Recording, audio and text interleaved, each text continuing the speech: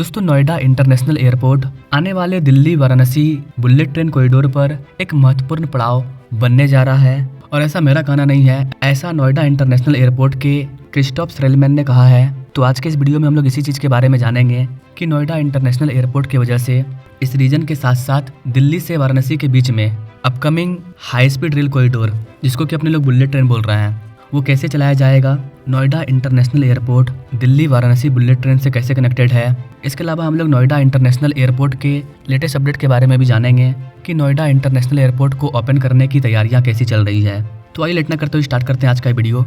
नमस्कार दोस्तों, मैं विकास और आप देख रहे हैं ऑल इंडिया प्रोजेक्ट।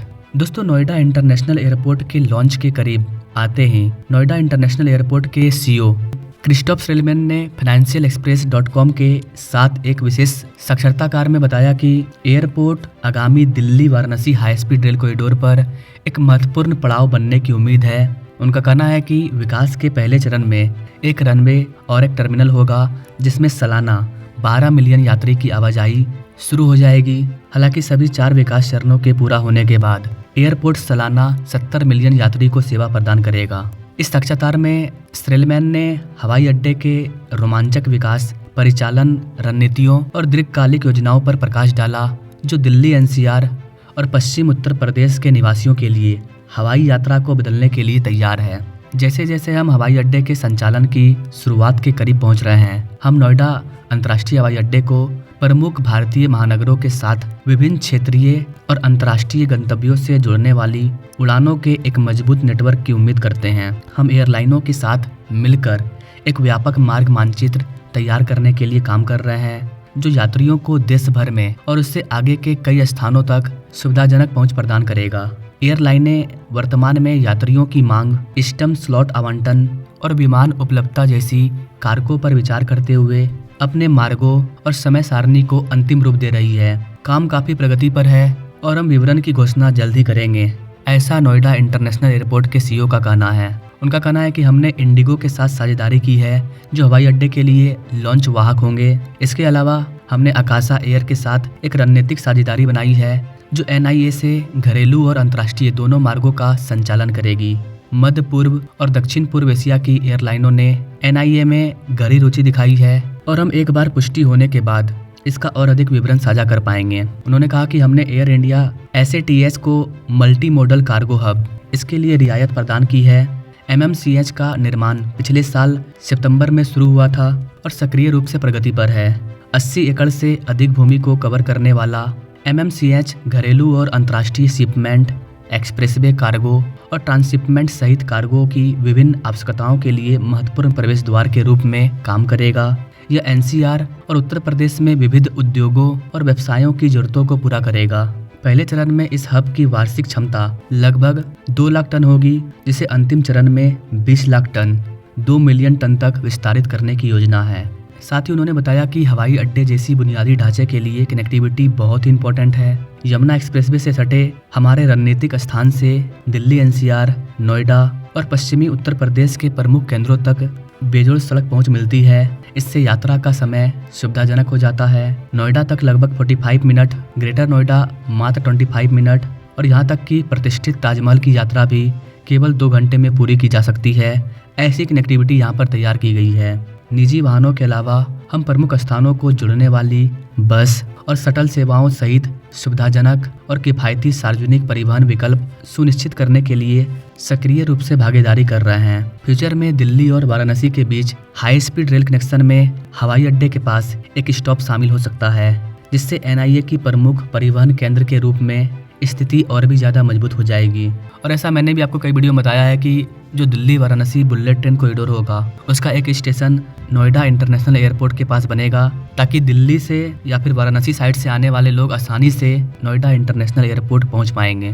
फ्लाइट पकड़ने के लिए अब उन्हें 10 घंटा 12 घंटा पहले घर से नहीं निकलना पड़ेगा, क्योंकि दिल्ली से वाराणसी 2 घंटे से कम समय में कवर हो जाएगा और वो आसानी से जा पाएंगे। नोएडा इंटरनेशनल एयरपोर्ट के सीईओ का कहना है कि हम अपने यात्रियों के लिए सुविधाजनक और वर्ल्ड क्लास परिवहन विकल्पों के महत्व को समझते हैं। सीईओ का कहना है कि पहले दिन से ही हर बजट के हिसाब से मोबिलिटी सेवाओं की एक विस्तृत श्रृंखला अवेलेबल होगी, जिसमें इंटरसिटी और लंबी दूरी की बसें, शटल, टैक्सी और राइड शेयरिंग विकल्प शामिल है। सहायक बुनियादी ढांचे में हमारा निवेश, जैसे कि पर्याप्त पार्किंग, यातायात की मात्रा बढ़ाने पर एक सहज और कुशल यात्री अनुभव सुनिश्चित करेगा। पिछले साल हमने इंस्ट्रूमेंट लैंडिंग सिस्टम यानी कि ILS और प्रिसीजन अप्रोच पाथ इंडिकेटर यानी कि PAPI इसका कैलिब्रेशन पूरा किया। यहाँ पर गाइस आपको बता दें कि ILS एक महत्वपूर्ण सुरक्षा प्रणाली है जो पायलट को कोहरे, बारिश या अन्य प्रतिकूल मौसम स्थिति के कारण कम दृश्यता में भी सुरक्षित रूप से उतरने में सक्षम बनाती है, जबकि ILS जैसे विशेष उपकरण देरी को कम करते हैं। उड़ान संचालन अंततः मौसम की स्थिति और सुरक्षा प्रोटोकॉल के अधीन होते हैं, यानी कि जेवर एयरपोर्ट पर सुरक्षा का काफी ज्यादा ध्यान दिया जा रहा है। उन्होंने कहा कि हमने खास तौर पर एयरपोर्ट पर यात्रियों के अनुभव को बेहतर बनाने में महत्वपूर्ण उपलब्धियां हासिल की है। हमने ट्रेवल फूड सर्विसेज यानी कि TFC इनके साथ साझेदारी की है ताकि विविध मल्टी कुजिन डाइनिंग विकल्प और प्रीमियम और लग्जरी दोनों तरह के क्षेत्र की सुविधा वाला एक विश्व स्तरीय लाउंज पेश किया जा सके। लाउंज में live interactive food station, buffet विकल्पों की एक विस्तृत श्रृंखला, एक अनुभवात्मक कॉकटेल बार और विश्राम सेवाओं के लिए एक स्पा के साथ एक असाधारण अनुभव प्रदान किया जाएगा। इंटीरियर में परिष्कार, गर्मजोशी और भव्यता होगी जो बिजी यात्रा कार्यक्रमों के बीच आराम का माहौल प्रदान करेगी। लाउंज में एक लग्जरी जोन भी होगा जो यात्रियों को एक बेहतर अनुभव प्रदान करने के लिए विशेष सुविधाएं अवेलेबल करवाएगा। इसके अलावा HMS होस्ट इंडिया टर्मिनल के भीतर कई तरह के रेस्तरां और कैफे संचालित करेगा, जिससे स्थानीय और व्यावसायिक स्वादों का मिश्रण सुनिश्चित होगा। ग्राहक एक रोमांचक पाक अनुभव की उम्मीद कर सकते हैं, जिसमें विशेष रूप से क्यूरेट किए गए विकल्पों की एक विस्तृत श्रृंखला है जो स्थान की भावना को जगाती है, क्षेत्र की विविध और समृद्ध पाक परंपराओं का जश्न मनाती है। इसके अलावा एयरपोर्ट ने एयरपोर्ट परिसर के भीतर 3 प्रमुख स्थानों पर ईंधन स्टेशन संचालित करने के लिए इंडियन ऑयल कॉरपोरेशन लिमिटेड इनके साथ 30 साल का रियायत समझौता भी किया है। इस समझौते में 3 ईंधन स्टेशनों की स्थापना और संचालन शामिल है। इसके अलावा यहाँ पर एयर साइड और पूर्वी कार्गो परिसर होंगे। साथ ही हवाई अड्डे पर हवाई परिचालन और यात्रियों दोनों के लिए इलेक्ट्रिक व्हीकल चार्जिंग के लिए बुनियादी ढांचा भी अवेलेबल करवाया जाएगा। इसके अलावा उन्होंने कहा कि हम पर्यावरण के प्रति जागरूक विकास और बुनियादी ढांचे पर विशेष ध्यान देते हुए वर्ल्ड क्लास हवाई अड्डा विकसित करने के लिए प्रतिबद्ध हैं।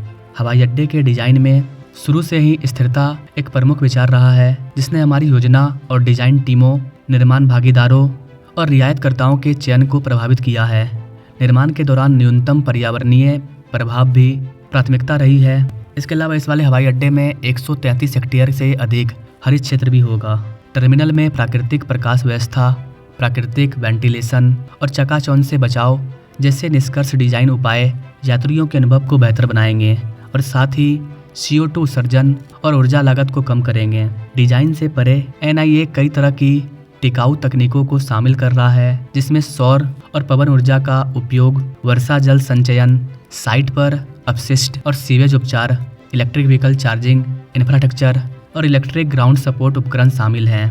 CEO का कहना है कि हम निर्माण गतिविधियों की गति और परिचालन तत्परता की तैयारियों को उच्च बनाए रखने के लिए सभी हितधारकों के साथ मिलकर काम कर रहे हैं। हम दिल्ली, NCR और उत्तर प्रदेश के लिए एक टिकाऊ और वर्ल्ड क्लास एयरपोर्ट देने के अपने लक्ष्य के प्रति काफी ज्यादा प्रतिबद्ध हैं। और गाइस इस वाले एयरपोर्ट के बनने से न सिर्फ NCR बल्कि पूरे उत्तर प्रदेश, पूरे भारत को काफी ज्यादा फायदा होगा, क्योंकि ये भारत का सबसे बड़ा एयरपोर्ट है। यहाँ से मेट्रो कनेक्टिविटी की तैयारी तो की ही जा रही है, RRTS कनेक्टिविटी की भी तैयारी की जा रही है। साथ ही बुलेट ट्रेन के प्लानिंग में भी यहाँ पर एक स्टेशन बनाने का डिसीजन लिया गया है। दिल्ली वाराणसी बुलेट ट्रेन को लेकर के क्या बातचीत आगे बढ़ी है, इसको हम लोग किसी और वीडियो में समझेंगे। न केवल दिल्ली बल्कि बिहार से भी बुलेट ट्रेन गुजरने वाला है। बिहार में भी उन स्पेशल जिलों का नाम सामने आया है जहां से बुलेट ट्रेन गुजरेगी और बिहार झारखंड होते हुए पश्चिम बंगाल तक जाएगी। तो उत्तर भारत के बुलेट ट्रेन पर अगर आप वीडियो चाहते हैं तो आप कमेंट करना, उस पर मैं अलग से वीडियो ला दूंगा। लेकिन अभी के लिए नोएडा इंटरनेशनल एयरपोर्ट, अभी ये हमारे लिए बहुत अच्छी बात है कि नोएडा इंटरनेशनल एयरपोर्ट अब तैयार होने जा रहा है। हर तरह के फैसिलिटी से ये तैयार है, बस इसके ओपन होने की एक्चुअल डेट सामने आना बाकी है। CEO के अकॉर्डिंग सारे चीज़ की पुष्टि हो जाने के बाद हम एक फाइनल डेट निकालेंगे और उस दिन इसका उद्घाटन किया जाएगा। बाकी गाइस आप नोएडा इंटरनेशनल एयरपोर्ट के बारे में क्या कहना चाहेंगे? क्या आने वाले टाइम में नोएडा इंटरनेशनल एयरपोर्ट की वजह से उत्तर प्रदेश की सूरत बदलेगी, NCR में बदलाव देखने को मिलेगा? क्या सोचते हैं गाइस आप नोएडा इंटरनेशनल एयरपोर्ट के बारे में? आप अपने राय कमेंट बॉक्स में जो दीजिएगा और ऐसे ही इंटरेस्टिंग प्रोजेक्ट के बारे में जानने के लिए हमारे चैनल से जो जुड़िएगा। No thanks for watching. मिलेंगे हम लोग नेक्स्ट वीडियो में, तब तक के लिए जय हिंद।